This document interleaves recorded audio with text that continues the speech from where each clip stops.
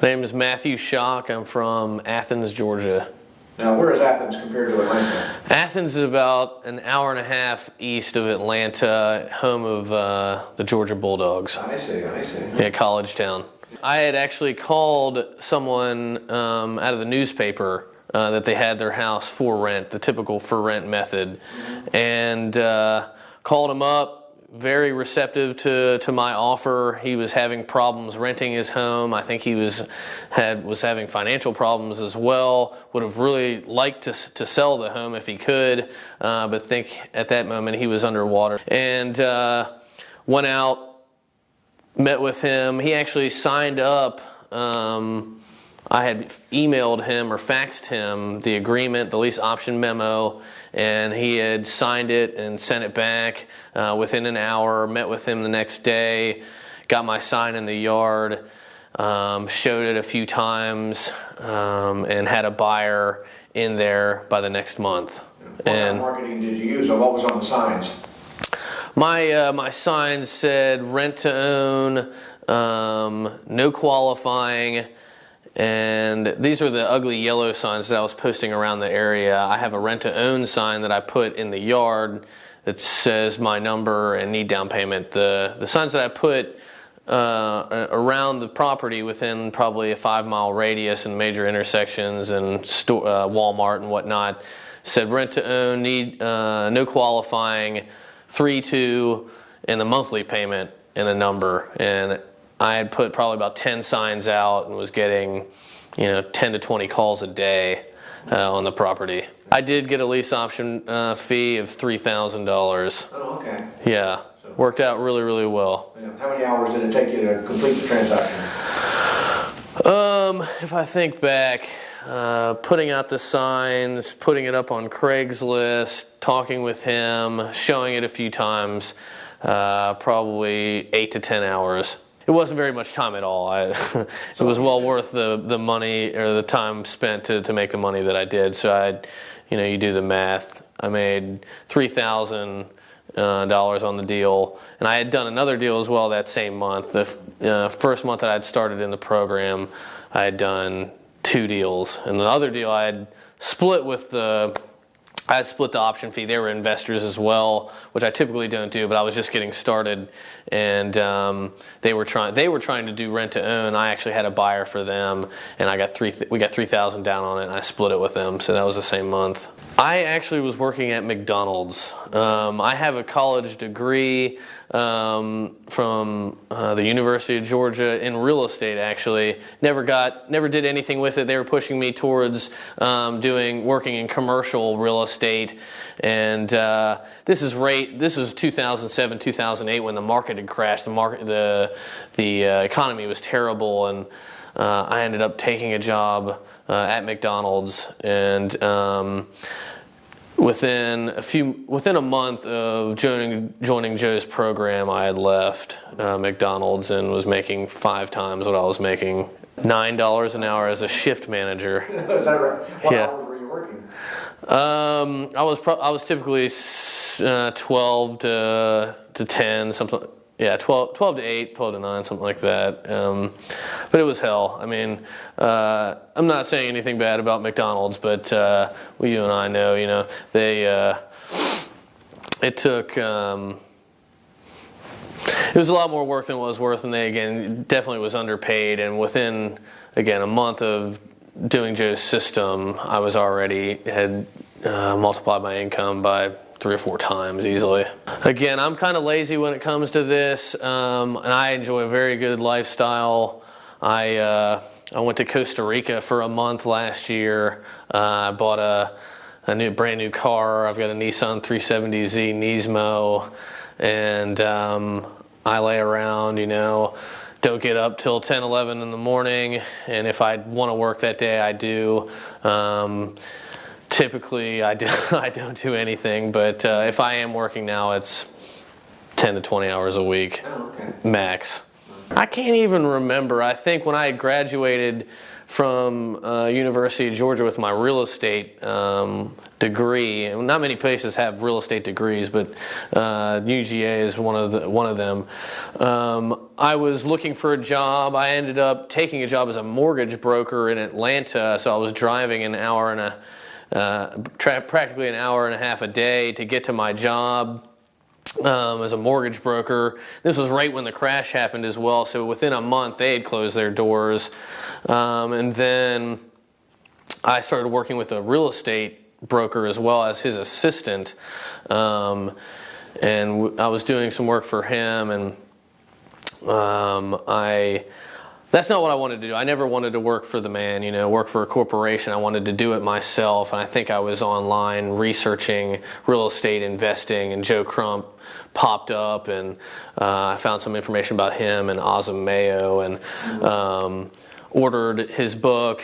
And at the time, I also I had ordered the push button method, but didn't really use it for a couple years. I sat on it and just tinkered with it. Then I got a normal job with McDonald's, and then finally I realized, wait, I need to actually work and do, have some discipline for the real estate. And as soon as I did, I put in the time and the thought and energy into it, is when it started working. Right now, I haven't been. The past year, I've been doing it all manually, but the auto marketer does work. I had Joe's scraper that we had used that, and then it turned to the auto marketer, and Joe had allowed us to use it for a little bit. I was one of his beta subjects that just tried it out, and I'd used it for a couple months, and then again, just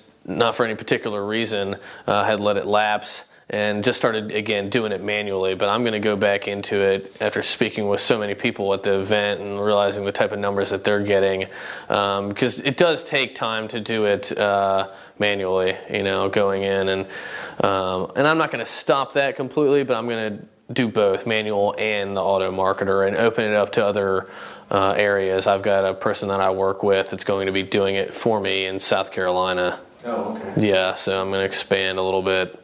And about how many deals do you think you've done in that time period? 40 to 50. Okay. And the average profit on each one? I'd say $2,500 to $5,000. Oh, okay. Yeah. Okay. Tell us about the best deal that you've done.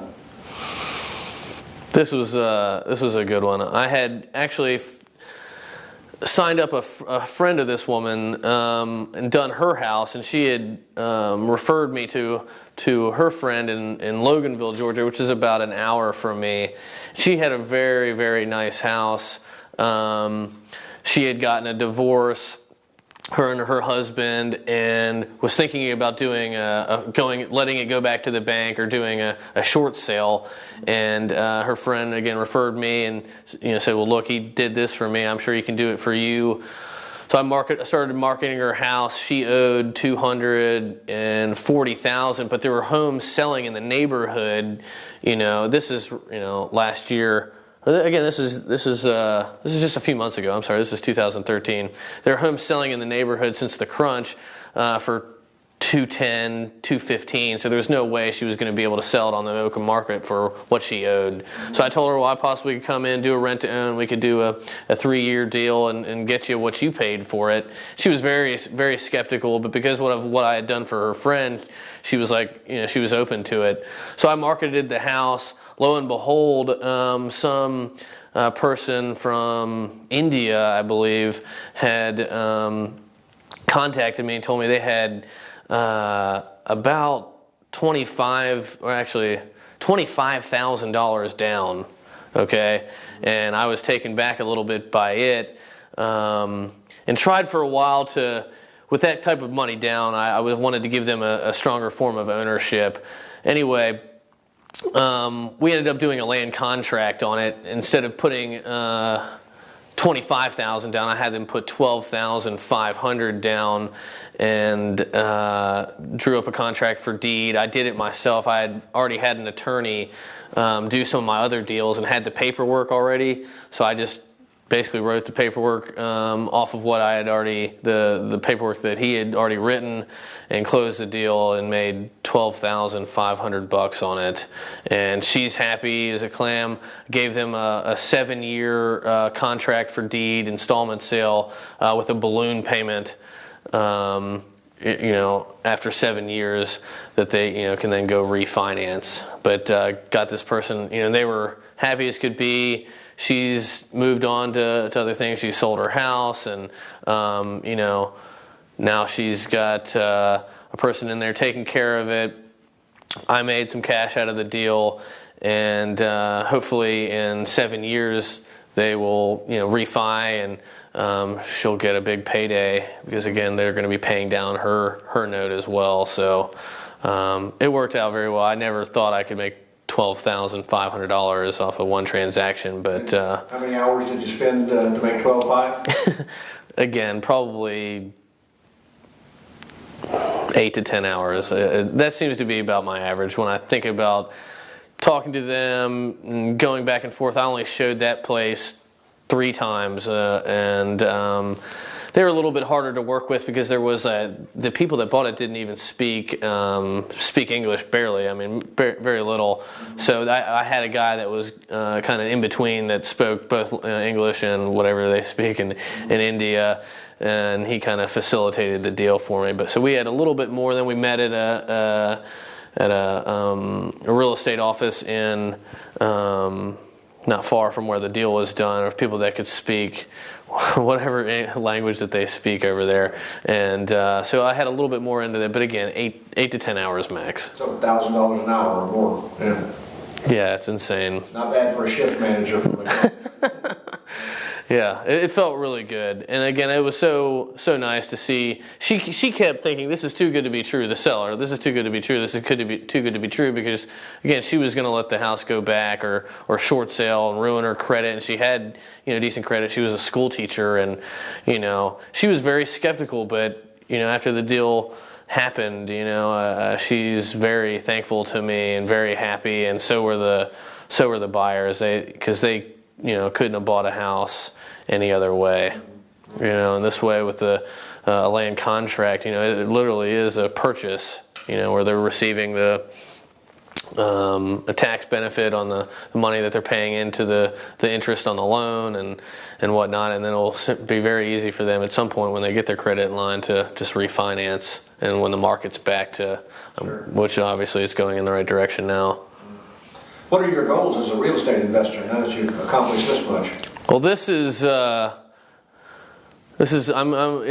to be my career. This is going to be for the rest of my life. I also we were doing things traditionally. I have a business partner. We have rental properties, but I am going to move into the subject to where I'm going to take ownership of these things and hold on to them.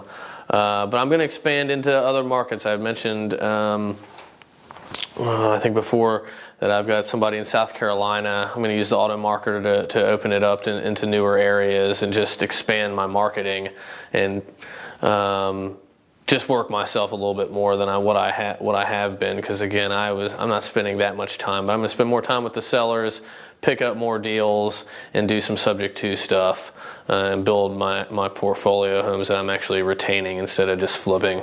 Okay. And I'd also like to get into even rehabs too, but we'll see. I want to get a little bit more money in the bank before I actually delve into that. But I'm very interested in maybe doing rehabs at some point. Okay. Well, you mentioned the trip to Costa Rica. How has all this impacted your family life, your lifestyle? Well, I just found out that my girlfriend we're having twins. My lifestyle is great. It's because of the kids now on the way. The income that I'm making, she doesn't have to work. She's going to stay home with them, and she's really happy about that, to say the least. She was making $12 an hour at a medical billing office, and now she's going to be able to stay home and take care of the kids, and I'm just going to, I can stay home with them and whatnot. But I have taken some trips, and we plan on taking some more here in the near future. My lifestyle is great. Right. When are the babies due? Babies are due in March. Oh, okay. Because I guess they're twins, so I guess they're going to be a little bit earlier than that. So probably mid-February, something like that. Okay. Boy and a girl. Oh, really? You know that already? Yeah, we just went and had the ultrasound done. We're naming them Elijah and Elizabeth. Oh. And yeah, it was a moment I'll never forget. It was the last thing I was thinking about was having twins, but it was probably the best news I've ever received. Okay. Mm-hmm. Yeah. Well, how big do you want your real estate business to be? You say it's going to be a career. Yeah, no doubt. My goal is to get it to about $20,000 a month, and I think that I can do that. Probably. I don't think there's any doubt I can make $10,000 a month or more just with the for rent method, and then employing some of these other things and opening up into new markets. My goal is to get to about $250,000 a year. Okay, good. Now, what advice would you give if someone you cared about asked you, how do I get involved in real estate investment? What would you tell them? Well, I would say find a good mentor, somebody that you can trust, somebody that is actually doing deals, isn't just somebody that you see in a late night infomercial. And again, for me, that was Joe. But as far as actually making it a viable business and a good income, discipline to me is the key in finding a good model and a good mentor that can show you the ropes, because learning this stuff would take forever, but having somebody there to guide you makes all the sense. And but it doesn't take that much. It just takes a little bit of discipline to do the things that you don't want to do. When you're working a job, it's kind of structured and whatnot, and you know what you're doing each day from 9 to 5, and that seems to be my problem, was making myself do what I didn't want to do, which might be talking to these sellers, but when you do, you make money. Oh, sure. Okay. Anything else you'd like to say about the whole Megillah? I think that about wraps it up. But to anybody out there that is thinking about this is the real deal. I'm a testament to that.